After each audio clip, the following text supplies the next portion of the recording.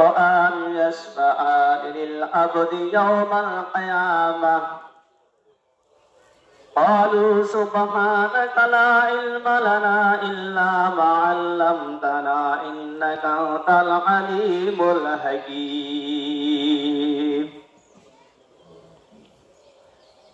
قال رب اشرح لي صدري ويسر لي أمري واحلل عقدة من لساني يفقهوا قولي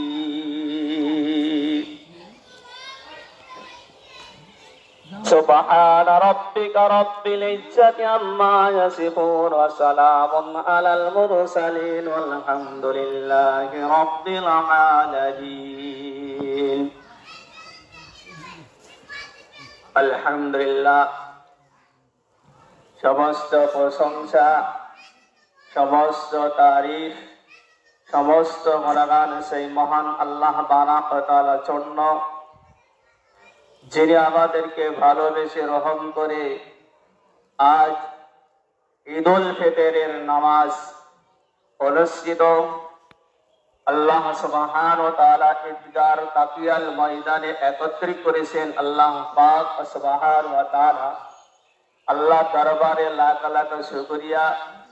আমরা পাক ও জবান দিয়ে জোর সে বলি আলহামদুলিল্লাহ।